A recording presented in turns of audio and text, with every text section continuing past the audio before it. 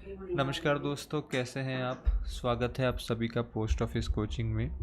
और आज हम नेक्स्ट क्लास ले रहे हैं जो कि हमारी अपडेट्स की क्लासेस चल रही हैं यूट्यूब पर। पिछली क्लास में हम यहाँ तक अरे भैया यहाँ तक पढ़ चुके थे। आज हम इससे आगे पढ़ेंगे। अच्छा, आज हम डायरेक्ट पोस्ट से शुरुआत करने वाले हैं। पहले तो यही समझते हैं कि डायरेक्ट पोस्ट क्या होता है। तो जैसे मान लीजिए कि कोई कोचिंग सेंटर नया खुला है आपकी मार्केट में, और आप उसके जो पैम्पलेट है, जो उसके पैम्पलेट होते हैं ना, वो बंटवाना चाहते हैं, वो डिस्ट्रीब्यूट करवाना चाहते हैं। आपने कई बार देखा होगा मम्मा,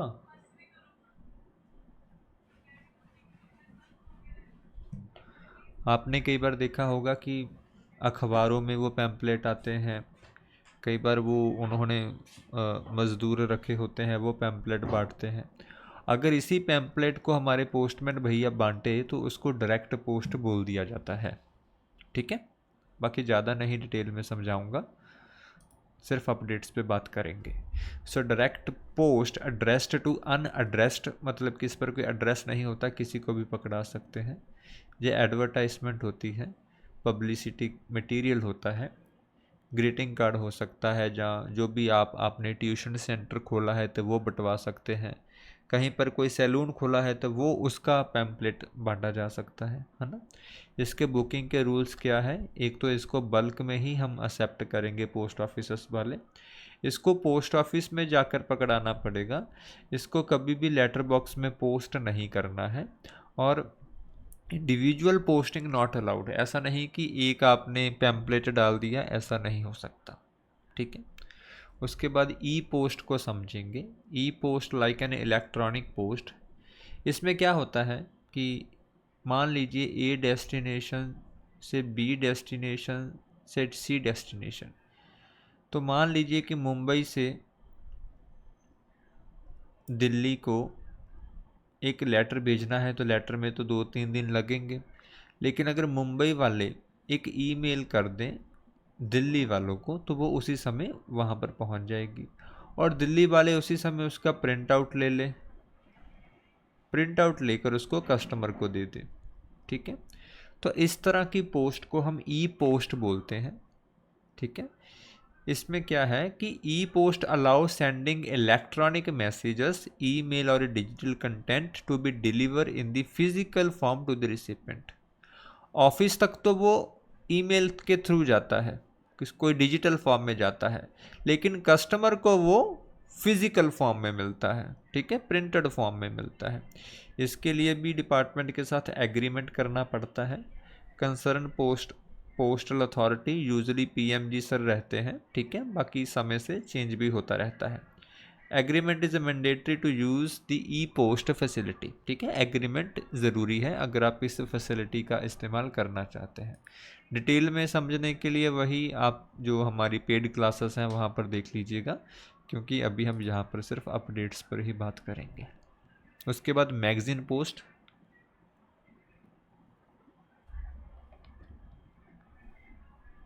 अच्छा, जो हमने पहले पढ़ा था उसमें था कि बुक पोस्ट, एक आपने पढ़ा होगा, एक होता था कंटेनिंग पीरियोडिकल, है ना। तो उसी तरह का एक मिलता जुलता ये है जिसको बोला जाता है मैगजीन पोस्ट। ठीक है। इसमें ये बताया गया है कि एक भारत सरकार का कानून है जिसको बोला जाता है press and registration of periodical act 2023। इसमें एक डेफिनेशन होगी। डेफिनेशन किसकी होगी? पीरियोडिकल की। कि पीरियोडिकल क्या होता है, उसमें जो जो भी बताया रहेगा, ठीक है, वही वही मैगजीन पोस्ट के लिए भी मानी जाएगी कि वही मैगजीन पोस्ट है। मैगजीन पोस्ट के लिए दूसरी कंडीशन है कि वो प्रिंट आउट भी इंडिया में ही उसका प्रिंटिंग होना चाहिए। मतलब कि वो जो मैगजीन है पूरी तरह से जो तैयार है वो इंडिया में ही होनी चाहिए। ठीक है। वो जो मैगजीन है उसका जो ऑफिस है वो press registrar general of India के साथ रजिस्टर्ड होना चाहिए, उनके पास वैलिड रजिस्ट्रेशन सर्टिफिकेट चाहिए। अच्छा, ऐसा क्यों होता है? कई कारण होते हैं कि उसमें कोई ऐसी चीज़ ना छपे जो देश के लिए नुकसानदायक है, तो इस तरह से कंप्लायंस करने पड़ते हैं, उनको कुछ रूल्स और रेगुलेशंस फॉलो करने पड़ते हैं। Compliance with provisions of the press and registration of periodical act, इस एक्ट को भी उनको फॉलो करना पड़ेगा। और उनके पास कम से कम 500 बोनाफाइड सब्सक्राइबर होंगे। बोनाफाइड मतलब कि जो असल में है, डुप्लीकेट नहीं, फ्रॉड जैसे फोगस नहीं, जैसे हम ब्रांच ऑफिस में फोगस अकाउंट खोल देते हैं, ऐसा नहीं। असलियत में उसके 500 रीडर होने चाहिए, पढ़ने वाले लोग होने चाहिए जो उसको लेने के लिए या लेते हों, ठीक है। और कम से कम 500 कॉपीज एक बार में पोस्ट होगी, ठीक है।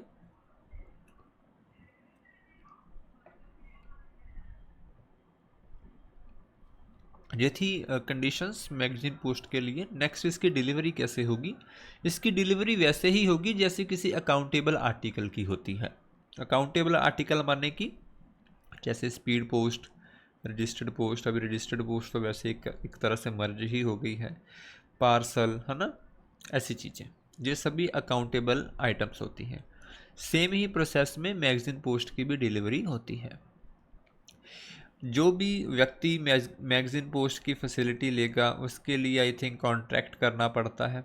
कॉन्ट्रैक्ट करने के बाद उसके पास डिपार्टमेंट को कैश देने के कई मेथड हो सकते हैं, वो कैश पेमेंट कर सकता है, BNPL बुक नाउ पे लेटर का इस्तेमाल कर सकता है, या फिर एडवांस पेमेंट भी जो जमा है करवा सकता है, ठीक है। ओके, बाकी कोई भी डाउट है तो प्लीज़ व्हाट्सएप पर नंबर आप डाउट डालिएगा। कमेंट में बहुत बार रिप्लाई नहीं दे पाता हूँ मैं, व्हाट्सएप पर जब भी सुबह शाम को मैं फ्री हो पाता हूँ तो रिप्लाई दे देता हूँ, ठीक है। बाकी इसमें जो भी चेंजेस आएंगे वो टाइम टू टाइम डिपार्टमेंट हमें बताता रहेगा। अगर हमने इसकी कोई भी कंडीशन को फॉलो नहीं किया तो हमको पड़ेगा पेनल्टी, भैया जी, जुर्माना पड़ेगा। जुर्माना क्या पड़ेगा? फिर हमारा जो मैगजीन पोस्ट है उसको स्पीड पोस्ट समझा जाएगा और उसके हिसाब से उस पर लगेगा पैसा, रोकड़ा लगेगा, और जितना पैसा बढ़ेगा उतना फिर हमको देना पड़ेगा, ठीक है। ओके,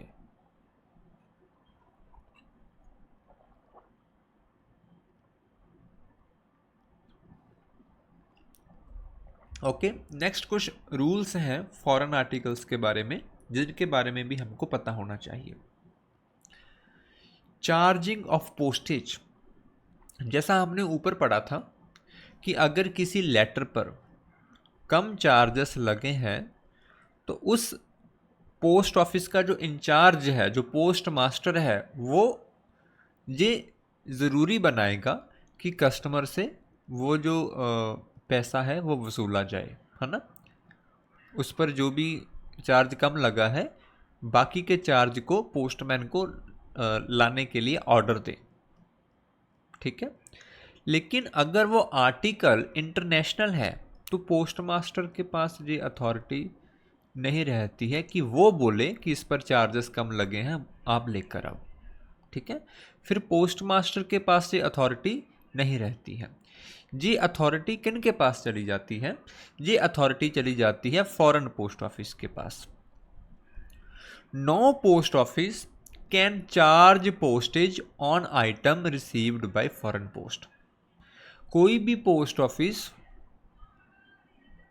किसी भी इंटरनेशनल आइटम पे पोस्टेज चार्ज नहीं कर सकता।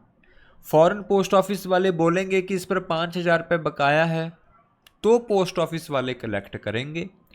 अगर फॉरेन पोस्ट ऑफिस वाले ने बोला कि इस पर सिर्फ 50 रुपये कराया है, बकाया है, और पोस्ट मास्टर जी को लगे नहीं 50 रुपये नहीं 500 रुपये होना चाहिए, तो भी पोस्ट मास्टर कुछ नहीं कर पाएंगे, फॉरेन पोस्ट वालों की ही चलेगी, ठीक है। और कभी कभार ऐसा भी देखने को आता है कि जो इंटरनेशनल पोस्टल आर्टिकल है कस्टमर उसको रिफ्यूज़ कर देता है। तो रिफ्यूज़ कर देता है, हमने क्या पढ़ा है कि हम जब आइटम रिफ्यूज़ कर दी जाती है तो वो चली जाती है सेंडर के पास, ठीक है। और अगर फॉरेन का एड्रेस है तो वो किसके पास जानी जाएगी? क्योंकि फॉरेन के केस में सेंडर तो बाहर बैठा है, कनाडा में हो, यूएस में हो सकता है, ऑस्ट्रेलिया में हो सकता है, पाकिस्तान में हो सकता है, भाई होने को तो हो सकता है। तो उस केस में जो आर्टिकल है वो फॉरेन पोस्ट ऑफिस को भेजा जाएगा, ठीक है। और फिर वह देखेंगे कि इसका आगे डिस्पोजल क्या करना है, ठीक है। बाकी काम उनका है, बाकी काम सारा फॉरेन पोस्ट ऑफिस का है। हमें सेंडर को ना भेजकर उसको फॉरेन पोस्ट ऑफिस में भेजना पड़ेगा, ठीक है।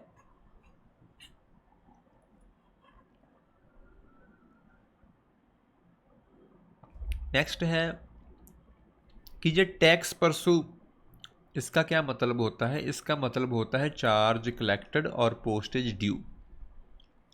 पोर्ट पेई, इसका क्या मतलब होता है? इसका मतलब होता है कि पोस्टेज ऑलरेडी पेड है, ठीक है। फोर्स मेज्योर, इसका मतलब होता है uncontrollable situation, like a situation which is beyond our control, जैसे भूकंप, नेचुरल डिजास्टर, ये सभी चीज़ें इंसानों के बस में नहीं है। मान लीजिए कि किसी एरिया में बाढ़ आ गई है और कस्टमर ने उधर से कंप्लेंट कर दी है कि हमारा पत्र तो हमारे घर पर पहुंचा ही नहीं है, तो क्या है वो? फोर्स मेज्योर कंडीशन है, बाढ़ आ गई है, आपदा आ गई है, जिसके कारण वो हमारे बस में ही नहीं था आपके घर पर लेटर पहुंचाना। उसके बाद आईटीपीएस के बारे में बात करेंगे, international tract packet service. Booking authority, the circle head is authorized to specify the offices where ITPC items can be booked। जो सर्कल का हेड है वो डिसाइड करेगा कि किस पोस्ट ऑफिस में ITPS आर्टिकल्स की बुकिंग होगी, और ये समय से चेंज भी होता रहेगा। इसका जो अधिकतम वजन है वो 2 किलो रहेगा, लेकिन डिपार्टमेंट इसको कभी भी चेंज कर सकता है। इसका साइज़ क्या रहेगा? अगर इसकी लंबाई, चौड़ाई और ऊंचाई तीनों को जोड़ दिया जाए तो मैक्सिमम 90 सेंटीमीटर होना चाहिए। अगर कोई एक डिमेंशन की बात करें तो मैक्सिमम 60 सेंटीमीटर हो सकता है, ठीक है। इंटरनेशनल एयर पार्सल की बात करें, अच्छा जी जी,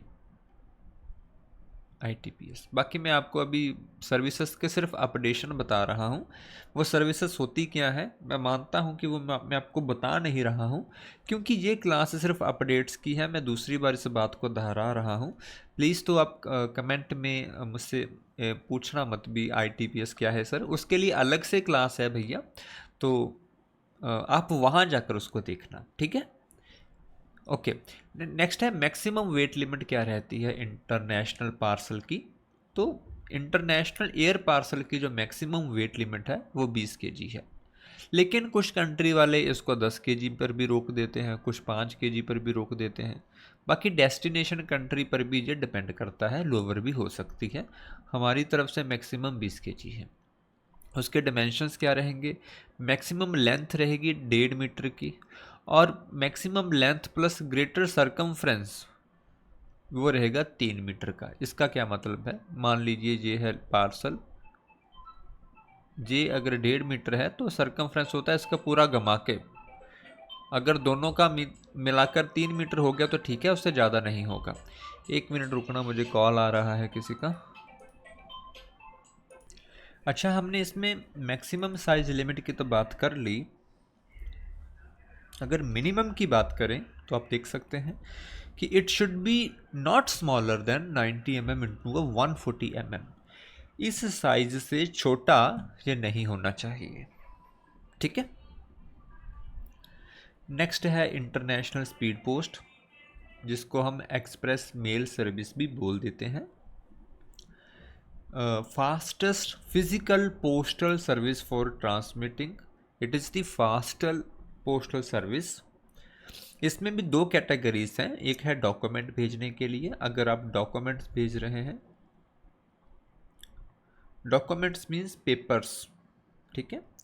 दूसरा है मर्चेंडाइज, अगर आप सामान भेज रहे हैं, जैसे मान लीजिए आप बर्तन भेज रहे हैं, आप कपड़े भेज रहे हैं, आप बुक्स भेज रहे हैं बैग में बंद करके, कुछ भी हो सकता है, वो मर्चेंडाइज में आएगा, ठीक है। ओके, बुकिंग अवेलेबिलिटी, भारत के किसी भी पोस्ट ऑफिस में आप जो ईएमएस की बुकिंग है करवा सकते हैं, स्पीड पोस्ट की जो बुकिंग है वो करवा सकते हैं। इसका जो अधिकतम वज़न है वो 35 किलोग्राम रहेगा, लेकिन डेस्टिनेशन कंट्री के हिसाब से ये चेंज भी होता रहता है। जैसे मान लीजिए कि जो हांगकांग है या सिंगापुर है या चाइना है, चाइना वाले बोले कि हम तो 20 केजी तक ही लेंगे, आप 35 किलो की बुकिंग कर दो तो हम लेंगे नहीं, है ना। तो ये डेस्टिनेशन कंट्री पर भी डिपेंड करता है कि उसका मैक्सिमम वज़न क्या रहेगा, ठीक है। बाकी इसको कभी भी चेंज जो डिपार्टमेंट है कर सकता है। इसका मैक्सिमम जो डिमेंशन है वो ज़्यादा से ज़्यादा सिंगल डिमेंशन 1.5 मीटर तक हो सकता है, और अगर लेंथ और ग्रेटर सरकमफ्रेंस को जोड़ दे तो ज़्यादा से ज़्यादा 3 मीटर हो सकता है, ठीक है। Restrictions, the following must be sent only विया इंश्योर ईएमएस।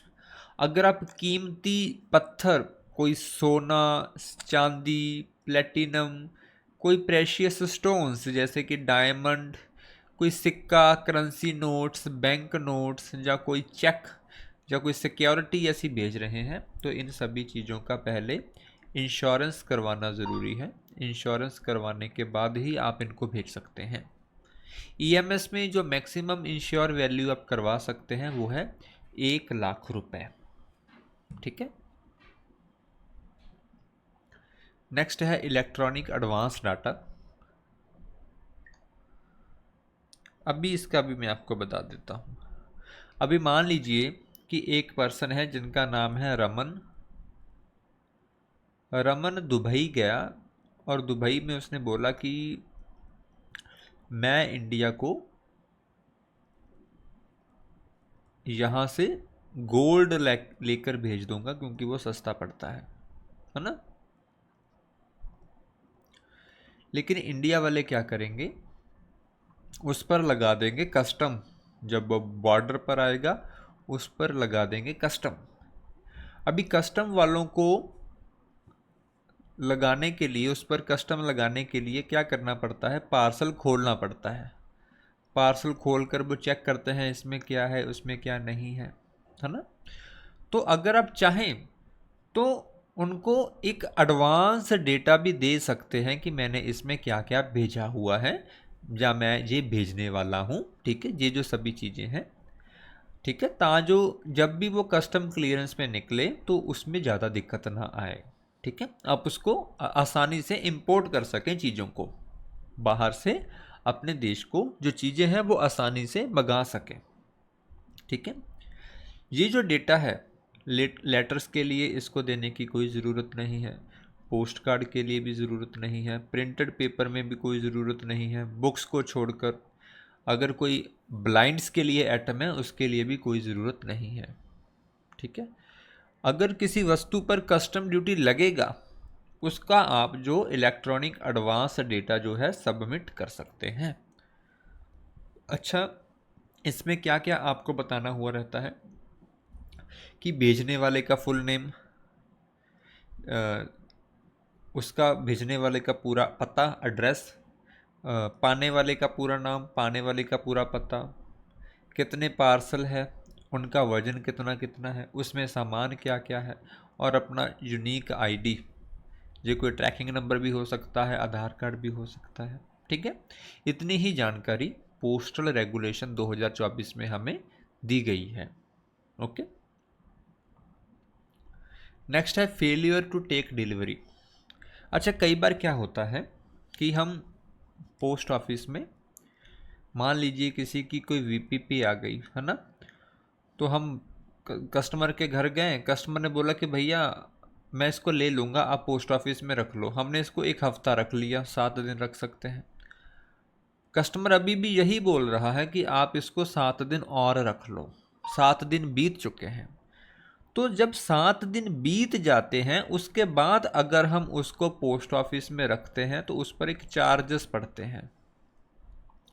उस चार्जेस को बोला जाता है डीमरेज चार्जेस, जहां आप ऐसा बोल दो क्योंकि हमने आपके सामान को, कस्टमर के सामान को इतना समय पोस्ट ऑफिस में संभाला, उसके कारण जो पोस्ट ऑफिस का काम बढ़ा, उसके लिए जो चार्जेस लगे उसको डीमरेज चार्जेस बोला जाता है। कुछ लोग इसको वेयर हाउसिंग चार्जेस भी बोल देते हैं, प्राइवेट फर्म वाले, है ना, तो ये सेम रहता है। तो इंटरनेशनल एयर पार्सल के लिए इसमें क्या रूल है कि if not collected with in 7 day, जब कस्टमर को पहली बार डिलीवर करने की कोशिश की गई थी उसका पार्सल, या उसको जब पहली बार बता दिया गया था, उसके 7 दिनों के भीतर भीतर अगर उसने उसको नहीं लिया, तो 8वें दिन से जो डीमेरेज चार्जेस हैं वो अप्लाई होना शुरू हो जाएंगे। ठीक है। और मान लीजिए बाद में 8वें दिन कस्टमर ने ये बोल दिया कि आप यहाँ पर नहीं, मुझे दूसरे मोहल्ले में डिलीवर कर दो, ठीक है, तो भी जो चार्जेस हैं देने ही पड़ेंगे। ठीक है, जितने दिन के भी लगेंगे, क्योंकि वो दिन पहले दिन से शुरू होता है। जब मतलब कि 7 दिन कंप्लीट हो गया, पहले 7 दिन कुछ नहीं लगेगा, 8वें दिन से स्टार्ट हो जाएगा, 8वें दिन लगेगा, 9वें दिन लगेगा, 10वें दिन लगेगा, 11वें दिन कस्टमर ने बोला कि दूसरे मोहल्ले में दे आऊँ, तो जो 4 दिनों का जो डीमरेज चार्जेस है कस्टमर को दूसरे मोहल्ले में जब डिलीवरी होगी तो देना पड़ेगा। ठीक है, ऐसा नहीं है कि एड्रेस बदलने पर वो बोल देगा कि ये तो नया एड्रेस था, इस पर आप अभी आए हैं, ऐसा नहीं हो सकता। ठीक है, if alternate address is provided then parcel is delivered there, अगर और कोई एड्रेस दिया जाएगा तो पार्सल को वहां पर भी डिलीवर किया जाएगा। The second addressee must also pay the demurrage due to the first addressee, जैसा मैंने आपको बताया कि दूसरे व्यक्ति को भी फिर चार्जेस देना पड़ेगा। Okay, for the following inward international items, ये जो आइटम्स हैं अगर इनका जो वजन 500 ग्राम से ज़्यादा है तो इन पर डीमरेज चार्जेस 8वें दिन से लगता है। 8वें दिन से लगता है। वो क्या है? वो पैकेट हो सकता है, बैग हो सकता है, प्रिंटेड पेपर हो सकता है, इंटरनेशनल स्मॉल पैकेट हो सकता है, इंश्योर लेटर हो सकता है, इंश्योर बॉक्स हो सकता है। इसमें से कोई भी चीज़ अगर 7 दिनों के अंदर कस्टमर रिसीव नहीं करता है तो 8वें दिन से उस पर डीमरेज चार्जेस लगना शुरू हो जाएंगे। ठीक है, उसके बाद एक जो पोस्ट रिस्टेंटे आर्टिकल होता है। अच्छा, विद्यार्थियों को इस टॉपिक पर दिक्कत है, मतलब कि इस पर उनको कई बार ना चीज़ें क्लियर नहीं होती हैं। मैं समझ सकता हूँ, इसके सोर्सेस अच्छे तरह से है ही नहीं, यही कारण है, लेकिन मैं आपको समझाता हूँ। आप पहली लाइन पढ़िए, what is a post restante, ये होता क्या है? A facility where post is held at the destination post office until the addressee collected in a person। इसमें क्या होता है, जो आपकी पोस्ट है वो जो आपके नज़दीक पोस्ट ऑफिस पड़ता है जहाँ से आपको डिलीवरी होती है, जब वहाँ पर पहुँच जाता है तो वहाँ पर उसको रोक लिया जाता है और कस्टमर जिसके नाम पर वो आया है वो खुद आकर उसे लेता है। उसके घर पर उसकी डिलीवरी नहीं होती है, वो खुद आकर लेगा। पोस्ट रिस्टेंटे का मतलब है पोस्टमैन भैया घर पर डिलीवरी करने नहीं जाएंगे।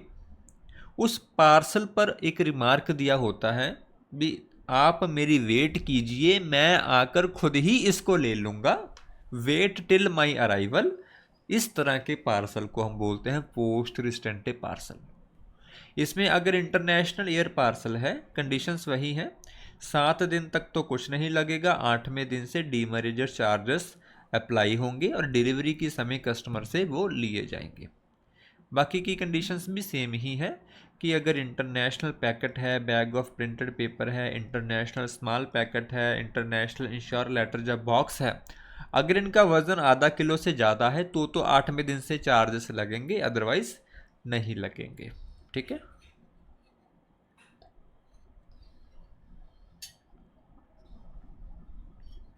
ओके। नेक्स्ट है mail services under UPU. UPU का फुल फॉर्म होता है universal postal services. UPU is a international organisation जो कि पोस्टल रूल्स को सेट करती है। This is a like body, international body, जहाँ पर सभी देशों के जो पोस्टल डिपार्टमेंट हैं वो बैठते हैं और पोस्टल को सर्विसेज को कैसे अच्छा किया जाए इस पर डिसीजंस लेते हैं। ठीक है। अच्छा, इसमें मेल सर्विसेज का क्या मतलब है वो जहाँ पर मैं आपको बताना चाहता हूँ। अगर डोमेस्टिक मेल सर्विसेज की बात हो रही है तो ये सभी चीज़ें जिसमें letter, letter card, book post, periodical post, registered newspaper, literature for blind, India post parcel और पोस्ट कार्ड, इन सभी को कलेक्टिवली मेल सर्विसेज बोल दिया जाता है। क्या बोल दिया जाता है? Mail services. ठीक है। और अगर हम इंटरनेशनल मेल सर्विसेज की बात करें उसमें क्या क्या आ जाता है, उसमें international letter, aerogram, international post card, airmail post card, small packet, printed paper, literature for blind, international air parcel, ये जो सभी चीज़ें हैं ये जो है इंटरनेशनल मेल सर्विसेज में आ जाती है। Letter, aerogram, post card, airmail post card, small packet, printed paper, literature for blind, international air parcel. बाकी जो सिंपल इनका डिस्क्रिप्शन है, ठीक है, इसमें आप पढ़ लेना इसको। अच्छा, एक और है कि OIGS या ऑन पोस्टल सर्विस कौन इस्तेमाल कर सकता है?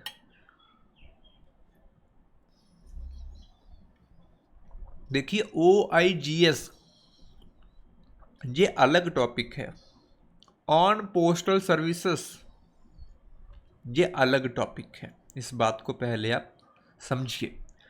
OIGS या OS या FAOS ये अलग सर्विसेज हैं, ये ऑफिशियल पोस्टल आर्टिकल के अंदर आता है। ऑन पोस्टल सर्विसेज ये अलग है। ठीक है। ऑन पोस्टल सर्विसेज क्या होती है मैं आपको बताता हूं।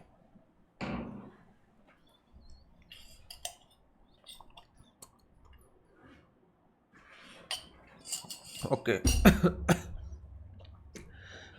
चलो, अभी जब आपका ज्वाइनिंग लेटर आया था तब वो एक लेटर में आया था जिसके ऊपर लिखा था ऑन पोस्टल सर्विस।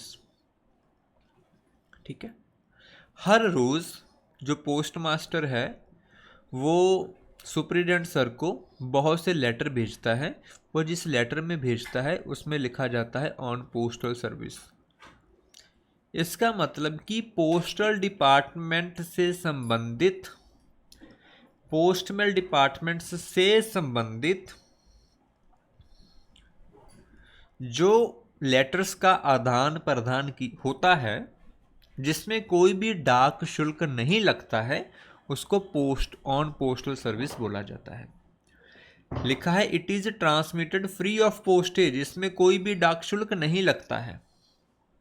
अच्छा, कौन इस सर्विस का इस्तेमाल कर सकता है? Officers of the post office, post audit officer और भी ऑफिसर जिनको वो पावर दी गई होगी वही ऑन पोस्टल सर्विसेज का इस्तेमाल कर सकता है। इसमें हम क्या क्या भेज सकते हैं? जैसे कि आइटम्स हैवी इंट्रिंसिक वैल्यू, जिसकी अपनी एक कीमत होगी, वो हम इसमें भेज सकते हैं। कोई सर्विस बुक भेजनी है, कोई अपार भेजना है, अपार means annual performance assessment report जो कि एम्प्लॉयज़ को भेजी जाती है हर साल। कोई ऑफिशियल फाइल्स भेजनी है, कोई डॉक्यूमेंट है इन्वेस्टिगेशन से रिलेटेड, विजिलेंस केसेस से रिलेटेड, एग्जामिनेशन से रिलेटेड। ठीक है। या और भी कोई डॉक्यूमेंट जिसको इंश्योर भेजना ज़रूरी हो, तो ऐसी सभी चीज़ों को हम ऑन पोस्टल सर्विस भेज सकते हैं। ठीक है, ऑन पोस्टल सर्विस भेज सकते हैं। ठीक है। जैसे कि चार्ज शीट, इसको भी भेज सकते हैं, या और कोई भी डॉक्यूमेंट्स। उसके बाद जो इलेक्शन मटेरियल होता है उसको भी हम पोस्टल सर्विस में भेजते हैं। जो पोस्टल बैलेट्स होते हैं उनको भी हम पोस्टल सर्विस पर भेजते हैं। ठीक है। अच्छा, पोस्टल बैलेट्स क्या होता है? देखिए, जब वोटिंग होती है लोकसभा की या राज्यसभा की, तो इसमें क्या होता है कि एक बूथ लगता है। पूलिंग बूथ लगता है, उसमें कुछ एम्प्लॉयज़ बैठे होते हैं, है ना।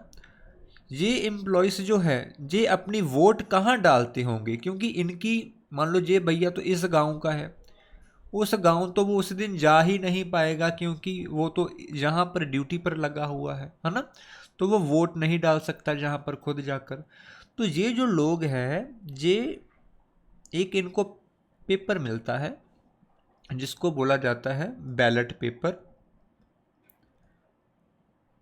वहाँ पर ऐसे जो भी हमारी वो होती है पार्टीज होती हैं, जैसे जहाँ पर मान लीजिए कमल का निशान है, जहाँ पर हाथ का निशान है ना, तो वहाँ पर वो अपना जो निशान है वो लगा देते हैं, चेक लगाकर उसको फिर पोस्ट करवाते हैं, उसको बोला जाता है पोस्टल बैलेट, है ना।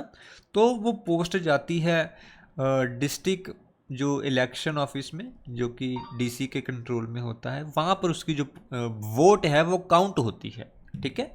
तो वो जो पोस्टल बैलेट्स हैं वो भी पोस्टल सर्विस में ही जाते हैं, ठीक है। These are treated as official items and get on priority, ठीक है। ये जो चीज़ें हैं ये एक किस्म के ऑफिशियल आइटम्स हो जाते हैं और उनको प्रायोरिटी के बेस पर बोला जाता है, ठीक है। इसको बोला जाता है postal ballot and election material. इनके पैसे नहीं लगते हैं, ठीक है। अच्छा, कोई भी चीज़ आप स्पीड पोस्ट नहीं भेज सकते पोस्टल सर्विसेज के अंदर, आप रजिस्टर्ड लेटर में पोस्टल सर्विसेज करवा सकते हैं, स्पीड पोस्ट में आप इसको इस सर्विस का इस्तेमाल नहीं कर सकते हैं, ठीक है। अभी मनी ऑर्डर के बारे में पढ़ना शुरू करेंगे। अभी हम पढ़ना स्टार्ट करेंगे मनी ऑर्डर के बारे में। सबसे पहले हम पढ़ेंगे डोमेस्टिक मनी ऑर्डर के बारे में। मनी ऑर्डर क्या होता है? अगर हम पोस्ट ऑफिस के थ्रू कोई पैसा रोकड़ा किसी को भेजना चाहते हैं तो उसको हम मनी ऑर्डर बोलते हैं। एक सिंगल पर्सन 10,000 से ज़्यादा रकम का मनी ऑर्डर नहीं भेज सकता, ठीक है। और वो फ्रैक्शन में नहीं भेज सकता, ऐसा नहीं कि 1 रुपये 50 पैसे, ऐसा भी नहीं भेज सकता। दूसरा, एक महीने में 25,000 से ज़्यादा वो पैसा नहीं भेज सकता। इसका कमीशन क्या है वो हम सबसे लास्ट में पढ़ेंगे, उसकी चिंता आप मत कीजिए। कुछ इस तरह के मनी ऑर्डर भी होते हैं जिसको भेजने का कोई भी पैसा नहीं लगता है। जैसे अगर आप पीएम केयर फंड में, पीएम रिलीफ फंड में पैसा भेज रहे हैं, सीएम रिलीफ फंड में पैसा भेज रहे हैं, तो उसमें आपका कोई भी पैसा जो कमीशन है वो नहीं लगेगा, रोकड़ा तो लगेगा ही लगेगा, ठीक है। अगर कोई आप सर्विस मनी ऑर्डर भेज रहे हैं, मान लीजिए सर्कल वालों ने बोल दिया कि भैया आप एग्ज़ाम फीस का 500 रुपये जमा करवाओ, मनी ऑर्डर करवाओ, तो ये एक किस्म का सर्विस मनी ऑर्डर हो जाता है डिपार्टमेंट के किसी काम के लिए, है ना। तो उस पर भी कोई कमीशन नहीं लगता है। अच्छा, मनी ऑर्डर में पीरियड ऑफ करेंसी क्या होता है इसको भी समझते हैं। तो जिस महीने मनी ऑर्डर इशू होता है, जनवरी को मान लीजिए किसी भी दिन में आपने बुकिंग की है, तो फरवरी के लास्ट दिन तक ये जो पूरा पीरियड है उसको पीरियड ऑफ करेंसी बोला जाता है, ठीक है। अगर मार्च में इशू हुआ है तो 31 मई तक का, जिस दिन से इशू हुआ है 31 मई तक को बोला जाएगा पीरियड ऑफ करेंसी, ठीक है। मनी ऑर्डर की कैटेगरीज बताई गई है। रिटेल मनी ऑर्डर जो कि एक पर्सन दूसरे पर्सन को भेजता है। बल्क मनी ऑर्डर जो कि एक व्यक्ति अगर बहुत लोगों को भेजता है, जब बहुत से लोग एक व्यक्ति को भेजते हैं, इसको बोला जाता है bulk money order. Service money order जो कि डिपार्टमेंट के या ऑफिशियल पर्पस के लिए इस्तेमाल किया जाता है, उसको सर्विस मनी ऑर्डर बोला जाता है। उसके बाद booking, payment and redirection of a money order. इसकी बुकिंग कैसे होती है? तो सिंपल सी बात है, एक तो मनी ऑर्डर जो भी आपने जितना पैसा भेजना है आपके पास वो होना चाहिए, कमीशन कितना लगेगा वो होना चाहिए। अगर आप बल्क मनी ऑर्डर भेज रहे हैं तो वैलिड आईडी प्रूफ भी आपके पास होना चाहिए। एक आपको फॉर्म मिलेगा पोस्ट ऑफिस में, सॉरी, एक आपको फॉर्म मिलेगा पोस्ट ऑफिस में, उसको फिल करके आपको पोस्ट ऑफिस के काउंटर पर पकड़ाना है। पोस्ट ऑफिस वाले आपको एक रिसिप्ट देंगे जितना भी आपने पैसा दिया है उसका, और साथ में कमीशन का, और आपका मनी ऑर्डर बुक हो जाता है। ठीक है। और आपको आपके मोबाइल फ़ोन पर एक फ्री एसएमएस आएगा, इसका कोई पैसा नहीं लगेगा। अगर आप मनी ऑर्डर डिलीवर होने के बुकिंग के 3 महीने अंदर अंदर इसका सर्टिफिकेट ऑफ पेमेंट लेना चाहते हैं तो वो भी ले सकते हैं, वो भी आपको फ्री ऑफ चार्ज मिलेगा, जिसके लिए कोई भी रोकड़ा आपको देने की ज़रूरत नहीं पड़ेगी। ठीक है।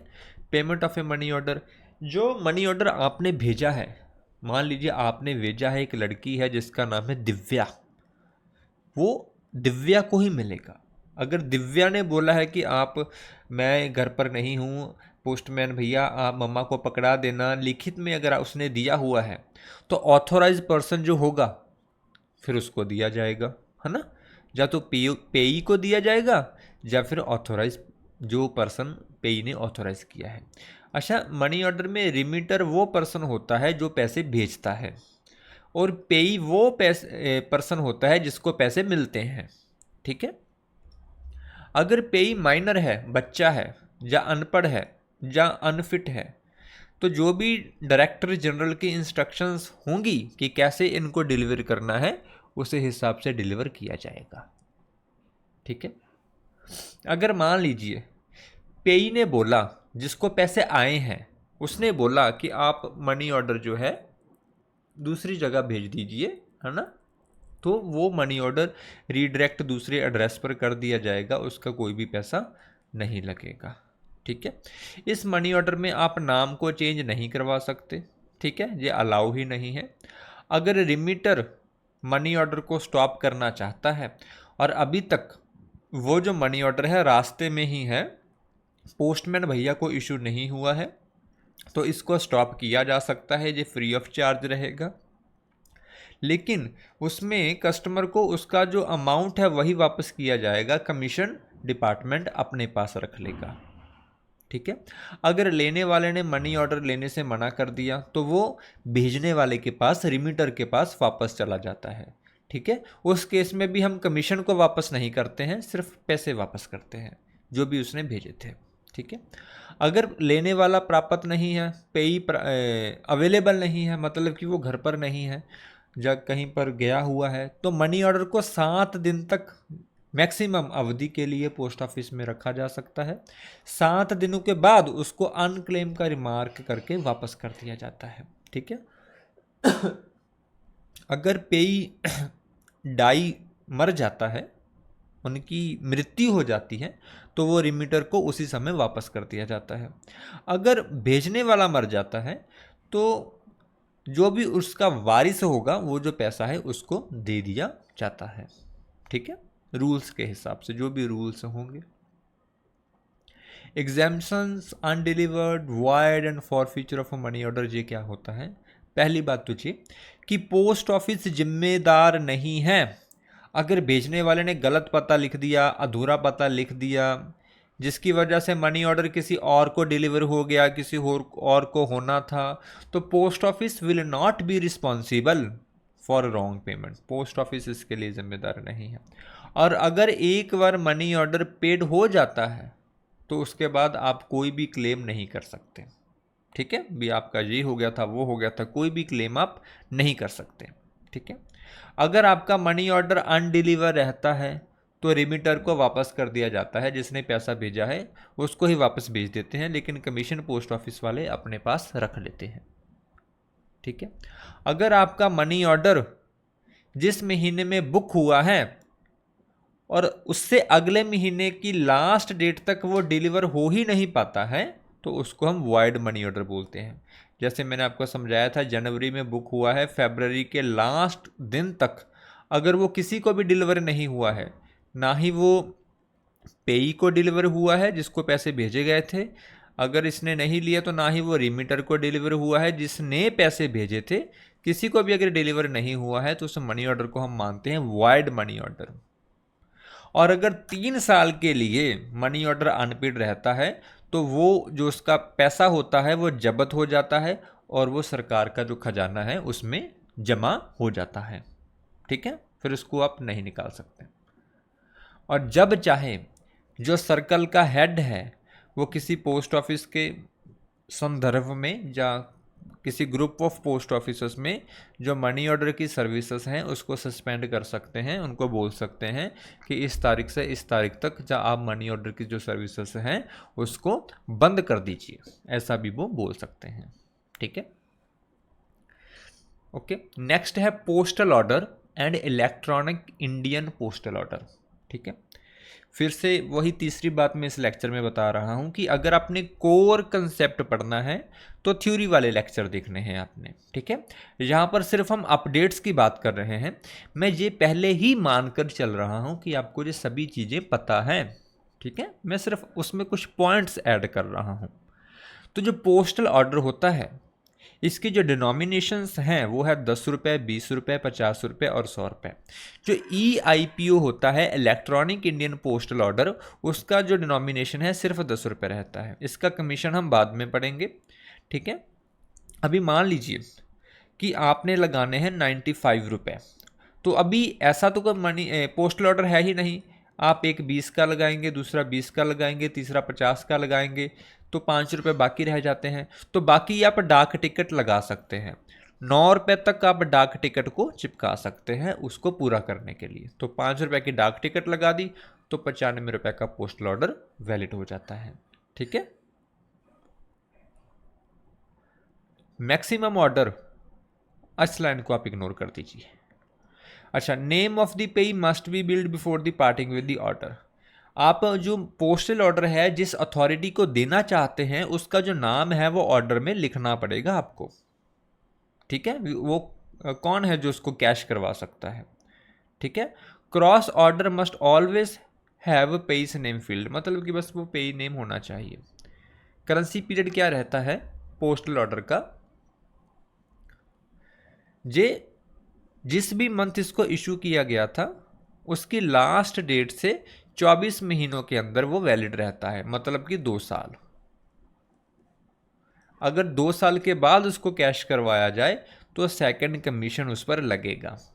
ठीक है, और अगर आप 36 महीने बाद, मतलब कि 3 साल के बाद आप करवाते हैं तो आपका जो ऑर्डर है वो जब्त हो जाता है, फिर उसका आपको कुछ भी नहीं मिलेगा। ठीक है, रीपेमेंट, अगर मान लीजिए भेजने वाला बोले कि मुझे ही मेरे पैसे वापस चाहिए तो 24 महीनों के अंदर अंदर तो वो ले सकता है। ठीक है, अगर उसके पास पोस्टल ऑर्डर होना चाहिए 24 महीनों के अंदर अंदर तो वो पैसे ले सकता है, लेकिन उसको कमीशन नहीं मिलेगा। 24 महीनों के बाद और 36 महीनों से पहले पहले अगर वो पोस्टल ऑर्डर के पैसे लेने आएगा तो दूसरा कमीशन उसको देना पड़ेगा, उसके बाद उसको पैसे मिलेंगे। ठीक है, उसके बाद तो उसको कुछ मिलेगा ही नहीं 36 महीनों के बाद। और अगर वो चाहता है कि उसको पैसे बैंक से मिले, if crossed for bank payment purchaser must write पे प्लीज़ पे कैश, ऐसा लिखकर वो साइन कर दे। और एक बार जो अगर पोस्टल ऑर्डर पेड हो जाता है तो post office is not liable for any claim. अगर एक बार आपने पोस्टल ऑर्डर किसी को दे दिया, उस बंदे ने उस पोस्टल ऑर्डर को पोस्ट ऑफिस में आकर कैश करवा लिया, उसके बाद पोस्ट ऑफिस की सारी जिम्मेदारी ख़त्म। उसके बाद आप जाने, आपका वो बंदा जाने जिसने आपको पोस्टल ऑर्डर जिसको आपने पोस्टल ऑर्डर दिया था। ठीक है, पेईस नेम इज़ इसेंशियल। ये पेई क्या होता है, ये है भेजने वाला जिसको बोलते हैं बी, ये भेजने वाला है। ये पी, ये प्राप्त करता है। प्राप्त करता मतलब कि पेई, ऐसा समझ लीजिए आप। ठीक है, PO will not be paid even via bank if the payee's name is missing. तो पोस्टल ऑर्डर, पोस्ट ऑफिस वाले इस बंदे को पैसे नहीं देंगे अगर इसका नाम आपके पोस्टल ऑर्डर पर नहीं होगा। मैंने लिख दिया, ये मैंने दिया है प्रीति को, तो प्रीति जो है पोस्टल ऑर्डर में मैं लिखूंगा, फिर प्रीति इस पोस्टल ऑर्डर को लेकर जाएगी पोस्ट ऑफिस में। हम जो है प्रीति का भी आईडी प्रूफ लेंगे, है ना, और उसके बाद पोस्टल ऑर्डर भी लेंगे, फिर उसको कैश देंगे। और अगर एक बार हमने उसको कैश दे दिया उसके बाद भैया हमारा और आपका कोई भी खून का रिश्ता नहीं है, हम आपको नहीं जानते, आप हमको नहीं जानते, जिम्मेदार नहीं हैं। और अगर आप पेमेंट बैंक से चाहते हैं ठीक है। तो उस पर लिख दीजिए, उसको क्रॉस कीजिए पहले, तो उसके बाद लिखिए ओनली विया बैंक। तो क्या है, आपको जो पेमेंट है आपके बैंक से मिल जाएगी। और अगर कोई स्पेसिफिक बैंक है तो उसका नाम भी लिख दीजिए, तो बैंक के थ्रू आप जो पेमेंट है वो ले सकते हैं। जैसे मैं बोलूँ कि मैंने डीसी को दे दिया था ये एक पोस्टल ऑर्डर, और डीसी चाहता है कि मेरी पेमेंट जो है बैंक से मिले, है ना, मैं पोस्ट ऑफिस में नहीं जाना चाहता, तो बस वो ऑर्डर को क्रॉस करे, अपनी बैंक का नाम लिखे, तो बैंक वाले उसको पैसे दे देंगे और बैंक वाले पोस्ट ऑफिस से अपने आप पैसे ले लेंगे, है ना। Payment of crossed postal order. If a bank name is written or stamped on a postal order, it is a sufficient recipient postal post office में postal order may be paid without additional receipt। अगर bank वालों ने postal order पर अपनी stamp को लगा दिया तो हमारे लिए यही बहुत जानकारी है, हम इसके बेसिस पर ही उनको जो पैसे हैं वो दे देंगे। अगर कोई भी पोस्टल ऑर्डर कटा हुआ है, फटा हुआ है, बहुत बुरी हालत में है, तो हम उसको पैसा देने से मना भी कर सकते हैं। जो सारे रूल्स पोस्टल ऑर्डर पर लग रहे हैं वही सारे रूल्स ई पोस्टल ऑर्डर पर भी लगेंगे। ठीक है, मुझे लगता है कि कितने क्लास काफ़ी लेंथी हो चुकी है। आज की क्लास को हम यहीं तक रखेंगे। एक क्लास में मुझे लगता है एक और जो हमारा ये जो सब कुछ है ख़त्म हो जाएगा, अपडेट्स। अभी के लिए मैं आपसे इजाज़त चाहता हूँ। अभी के लिए जय हिंद, जय भारत, जय जवान, जय किसान।